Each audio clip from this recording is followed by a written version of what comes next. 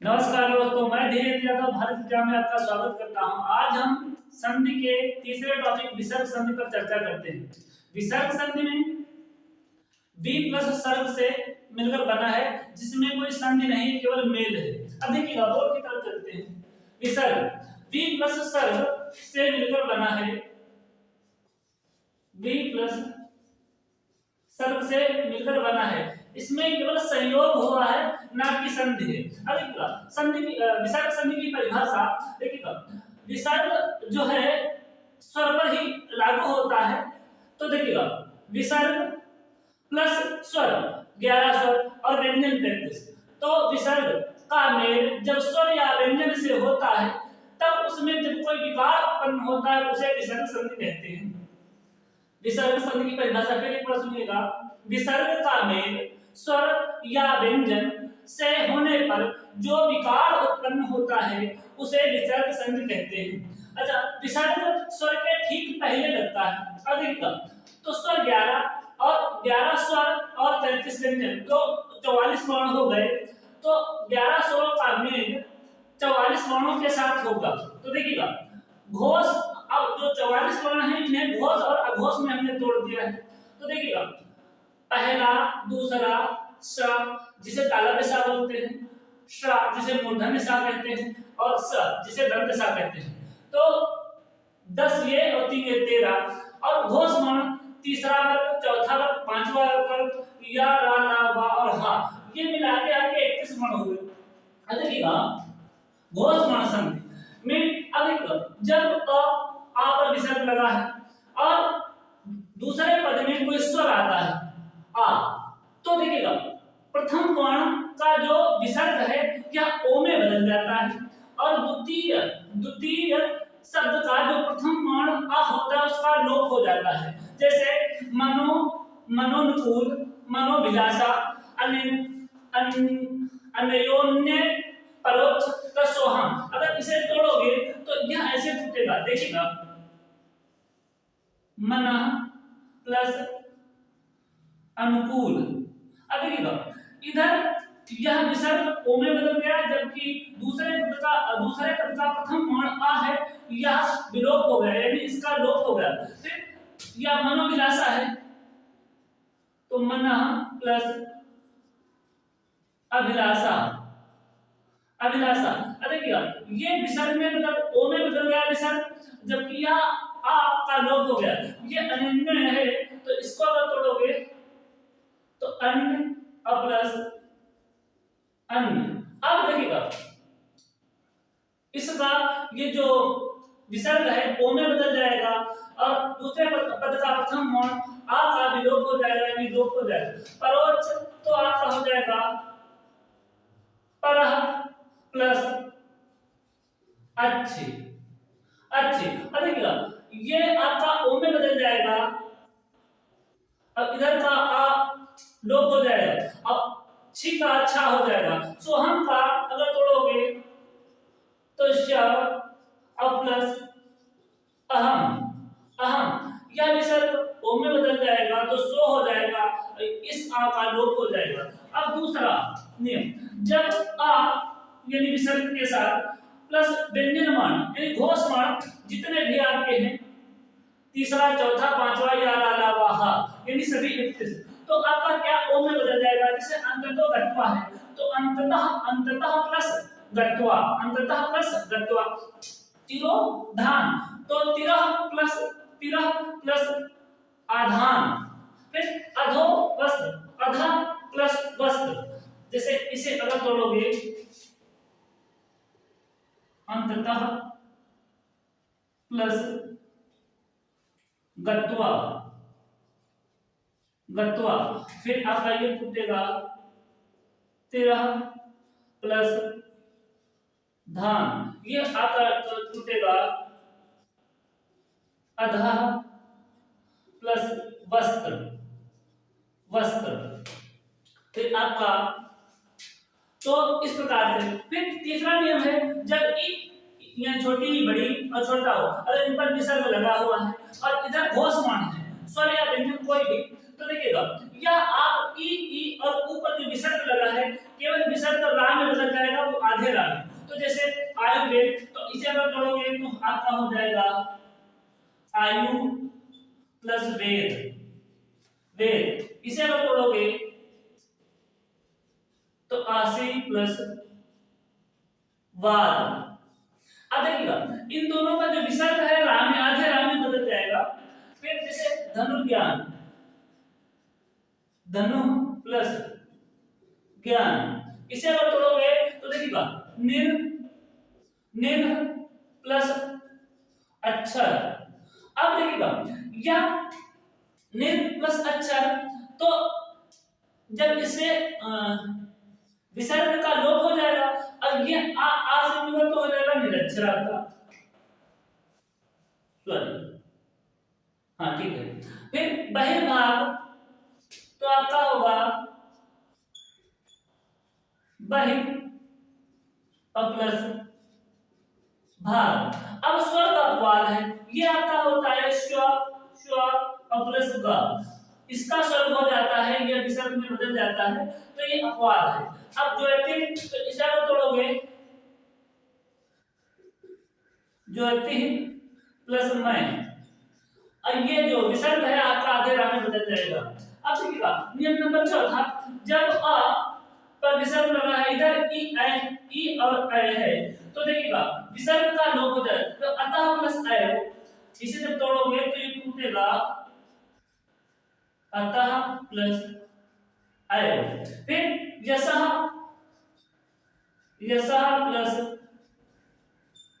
इच्छा, ये आपका ततः प्लस ऐ, ये आपका होगा पय, पय प्लस इच्छा।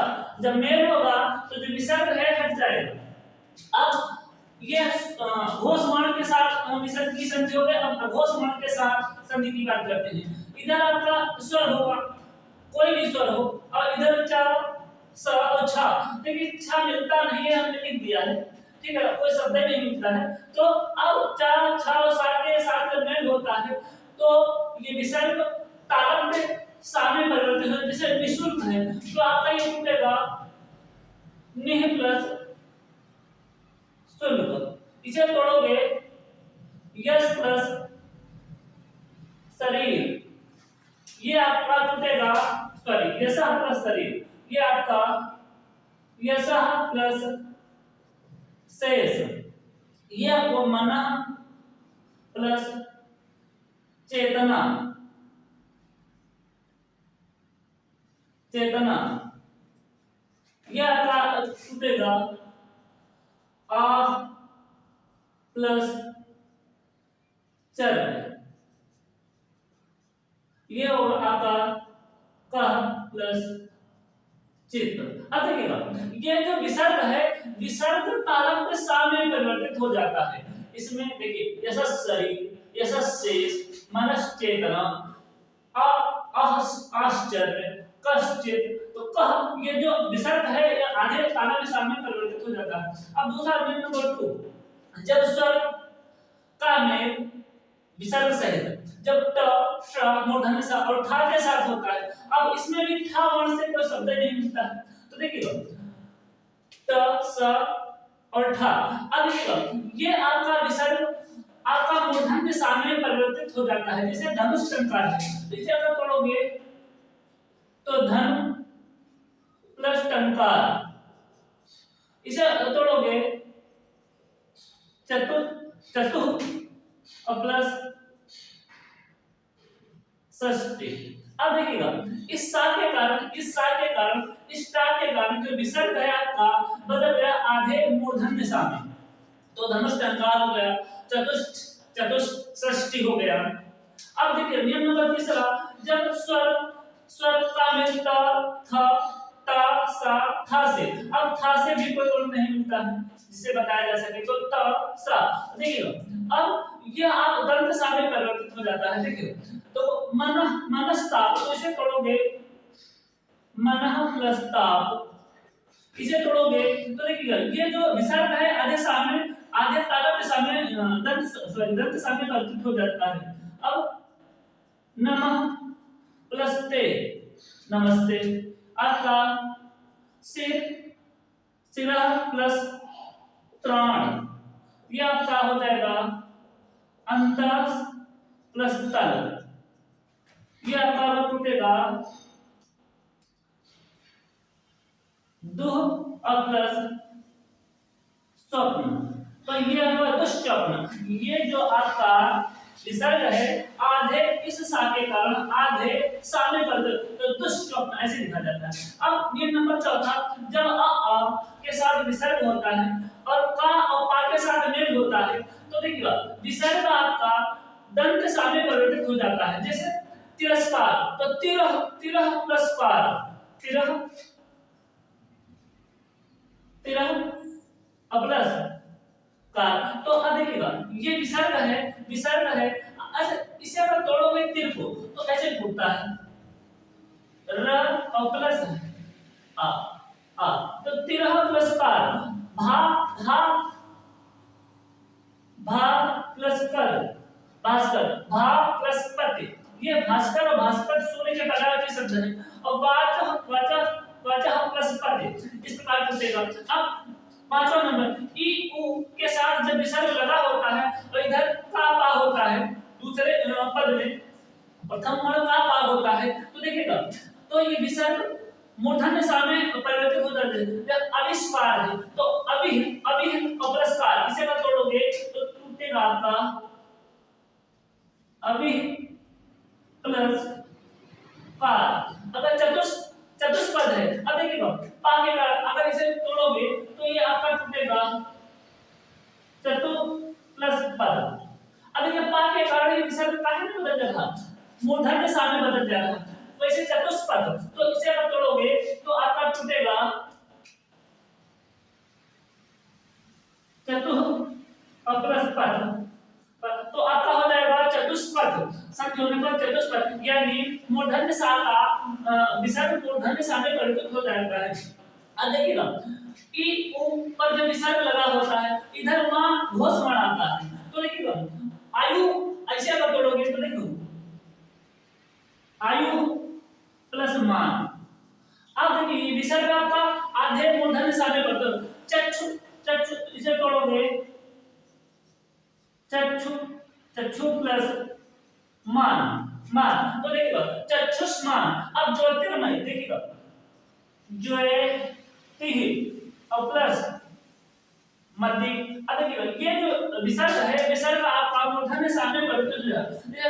वपुष, तो इसे वपुष्मान है, इसे तोड़ोगे तो वपुः प्लस मान।